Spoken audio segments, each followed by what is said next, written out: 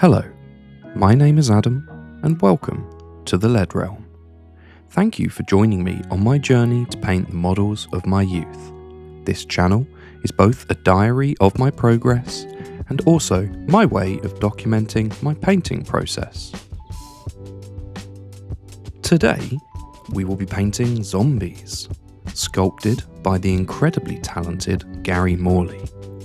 I know I say this frequently, but these are some wonderfully characterful sculpts, each one covered in lots of little details and full of character without being overly complicated. Each one feels unique, and you can see that the sculptor took inspiration from the different regiments and places in the world, trying to make the unit look like a motley crew of undead from all walks of life. Here, I'm tackling a unit of 20, including command, that were undercoated with black, with a zenithal highlight of white from the top. I thought this might provide a little depth to the paint job, but honestly, it was mostly so that the recesses would remain dark, but with the white highlighting the details so that I can see them while painting. Before I started painting, I wasn't entirely sure how I wanted the skin to look, so I spent some time testing a few different recipes. I knew I wanted something a bit stylized, and something that reads clearly as that kind of movie or cartoon zombie look. Green felt like the obvious starting point, but I experimented with a few variations. I tried different contrast paints over the zenithal undercoat, as well as over a base of Skarsnik green. I also tested some more unusual options, like a deep blue and a mid-tone grey, just to compare. But in the end, I went with a combination of techniques, focusing on that dirty green look. Here you can see the results of my tests. I think the one on the right, which is a combination of the other two, looks the best. So this is the one that I'll be going forward with. I started with Skarsnik green as a base, then washed contrast Plaguebearer flesh over most of the model, adding some Garagax sewer into the recesses. This gave a nice sickly green tone with some earthy depths in the shadows. I worked the contrasts together while they were still wet, taking advantage of their longer drying time to blend between the light and dark areas.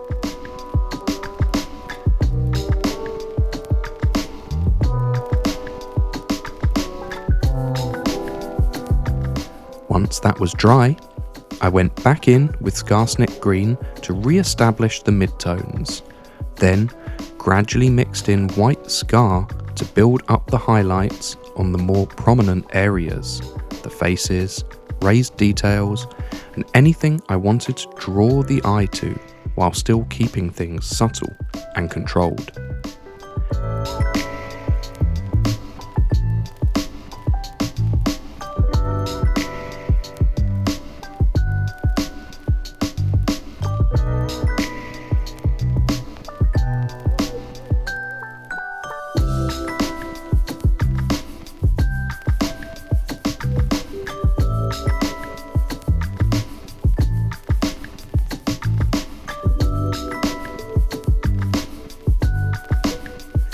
Next, I moved on to the chainmail armour. As with my Skullchucker crew, I started these areas with a base of storm vermin fur. Since I knew I would be using null oil to wash across multiple areas and colours, to make things a little quicker, I decided to paint all of the areas that would receive this wash one after another before washing them all together at the end.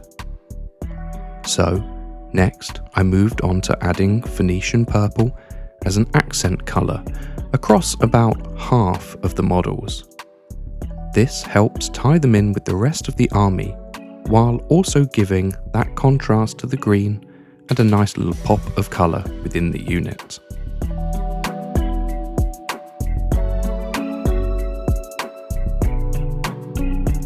Leather, darker cloths and wood elements were all painted with Doomlord brown, again keeping things consistent with the rest of the force.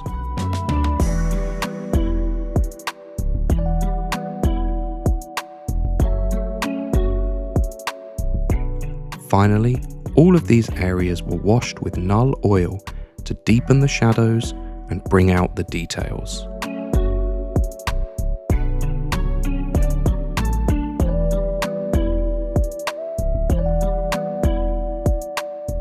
Once the wash had dried, I went back in to highlight everything. I re-established the base tones first, then built up the highlights. For the browns, I mixed in Rakarth flesh to Doomlord brown in gradually higher amounts.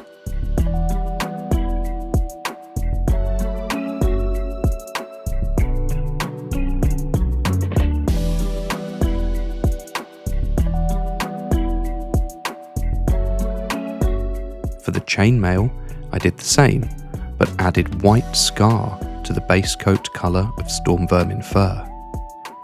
Here, I'm trying to add a little bit of depth and shape to the flat chainmail by focusing my highlights on areas where I think the light would catch.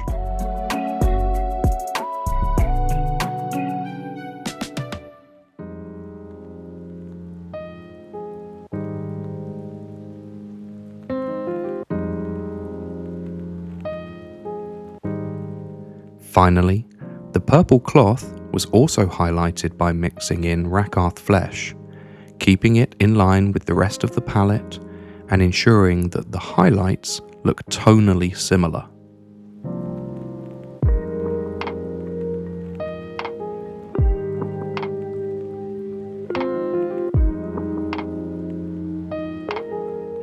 Next, in a step I probably should have done earlier, I picked out any exposed muscle and sinew using corn red, which was then followed by an out-of-sequence null oil wash to add the depth.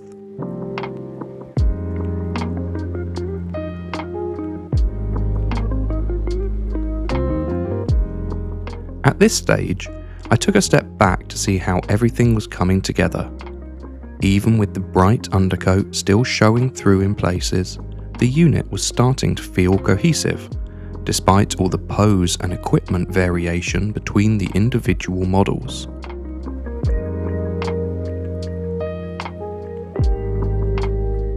For the bones, I followed the same method as seen in my previous videos, a base of Screaming Skull, followed by Skeleton Horde contrast paint, with a little Garagak sewer in the deeper recesses. Then highlighted back up to Screaming Skull, and finally White Scar.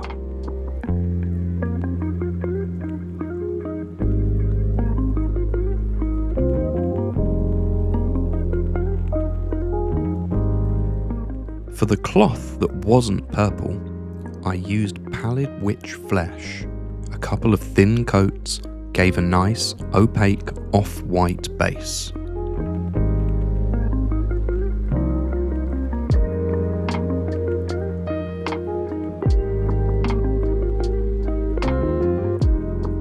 Over that, I applied a 50-50 mix of Skeleton Horde and Contrast Medium to give a dirty, worn look, and in the deepest areas I used pure Skeleton Horde to push the shadows just a step further. Then I re-established the midtones with Pallid Witch flesh using slightly streaky brushstrokes to suggest texture, and finished with a few fine highlights using pure White Scar.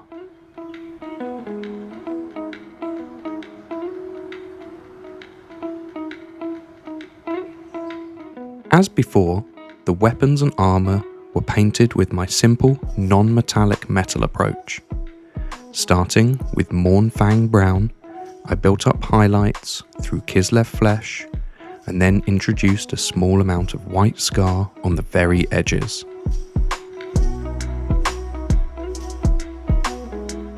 I start by blocking in the highlights quite roughly at first, and then go back, softening and feathering the transitions afterwards. It's not perfect, but it works well enough for tabletop and doesn't take ages, so can be applied to a whole army relatively easily. I'm still learning how to effectively paint non-metallic metals, so doing it on such a large scale such as this should hopefully get me more confident so that I can try it later on a display piece with hopefully better results.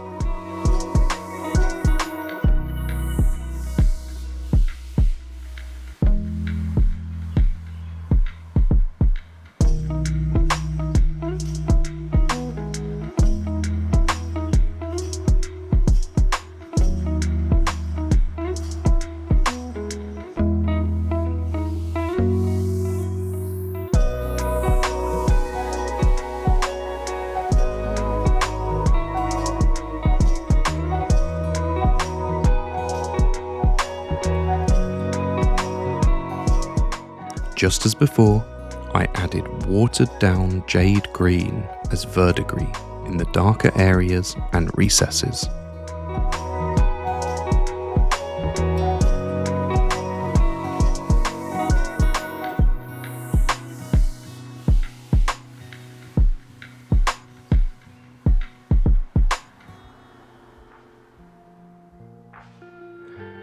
We're on the home stretch now.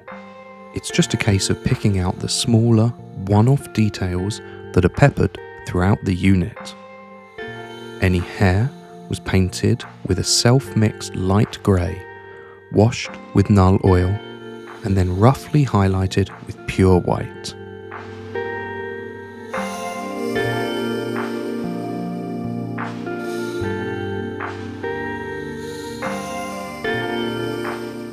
One of the sculpts has a hat, which I thought looked more like a fedora or similar, rather than a piece of armour. Therefore, I painted it a dark grey, building up to a lighter tone, adding in some brown leather details.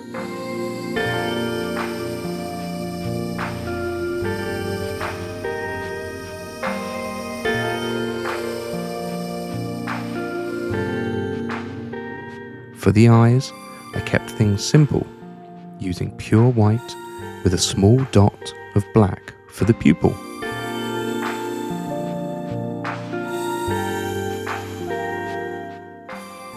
With the model finished, it's time to move on to basing.